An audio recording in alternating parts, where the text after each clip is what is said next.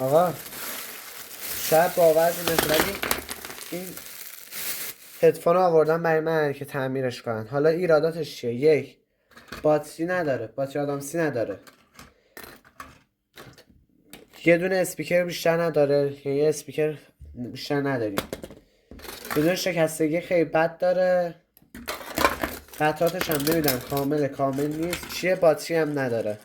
مرحله بریم من تعمیرش کنیم دیگه از این بدتر که نمیشه. ببینیم میتونیم تعمیرش کنیم. خب آقا این اولین مشکلش رو بزرگترین و فاحش‌ترین مشکلش چی بود؟ این که تغذیه نداره، اصلا باتری نداره، جای سیماش هست ولی روی بردم بعد علامتی داشته باشه که منفی یا مثبت. چه بی منفی یا بی مثبت که میریم برای لحمکاری.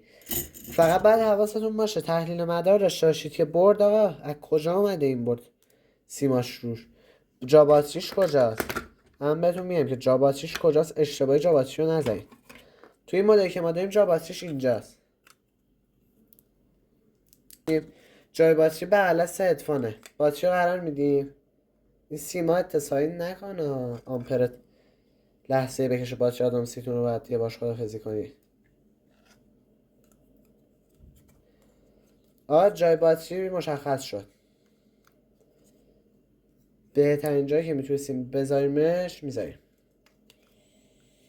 حالا یه تیکه چسب دو طرفه میخوایم، من برم بیارمش. خب چسب دو طرفه نداشتیم، هدفون دیگه پیدا میکنیم، اسپیکرش رو در میاریم.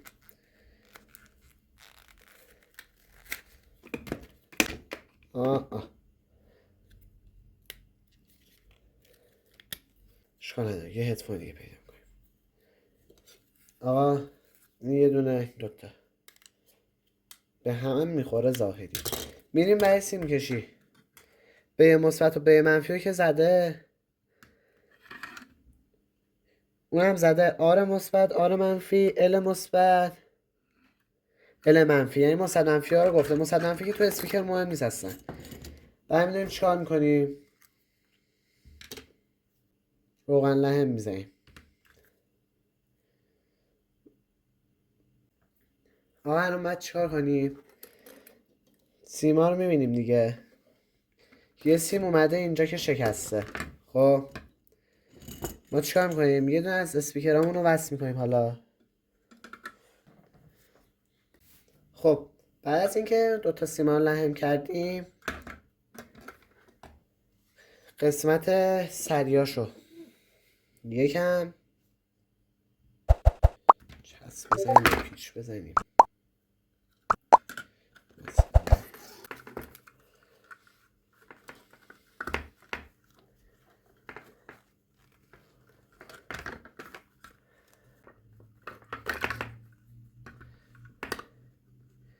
میبندیم این برشو.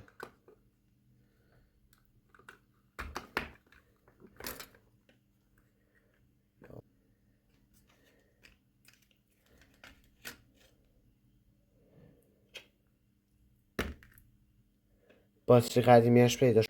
آقا بعد از لحمکاری اون یکی میریم سراغ این یکی. آقا سیم ماژوری که میره برای اسپیکر میدیم از این و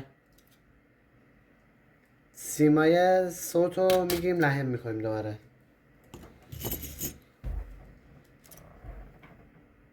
سیمای اسپیکر رو آر مثبت آر منفی رو که رو برد نوشته رو میدیم بی. آقا این یکی هدفون هم جا کردیم، یه به من نگاه کمه جا کردیم، جا نمیشد.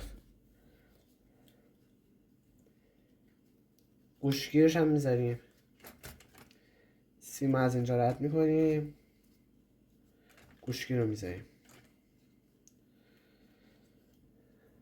گوشگیر رو میذاریم، سیماش کنده میشه احتمالا. آقا ما برقه اینو که وصل کنیم دکمه خاموش روشنش رو بگیریم معلوم میشه که سالم یا نه. چسب و طرفه که نداشتیم یکم چسب حرارتی میریزیم، رو پیش هم میریزیم که به باتری آسیب نزنه. چسب و طرفه داشته خیلی بهتر. خب باتری لیتیومی حرارت نمینه بهتره دیگه، ولی ما چسب حرارتی داریم بهش فشار میاریم، خیلی کارمون اشتباهه. سیمو برمیداریم میذاریم سر جاش.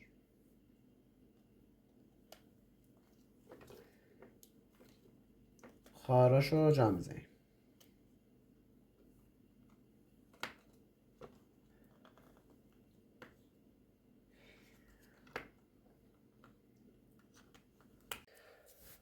خب آقا همه ویدیو قرار نیست پایان خوبی داشته باشه. این باتری خودش بود. این باتری بود که قرار بود من بندازم که ارتقا بدم ظرفیتشو، که نشد، جا نشد تو باتری. این باتری بعدی بود که رفتم خریدم که ولتاژ نمیده، اینم خرابه. که خلاصه آقا این هدفونو من نمیدونم الان ویدیو رو دارم میگم، نمیدونم ادامه بدم یا نه، ولی ویدیو رو گرفتم میذارم براتون. اینو جمع میکنیم، باتریش باید خیلی کوچیک باشه که بین اینجا جا بشه، اینو ببندیم. اینو که بستیم اینو میذاریم داخل این کیس رو میبندیم. اون مثلا میخواستم جوش پلاستیک بدم که نشد دیگه کلا پروژه هدفون از بین رفت. فکر نکنم دیگه براش وقت بذارم.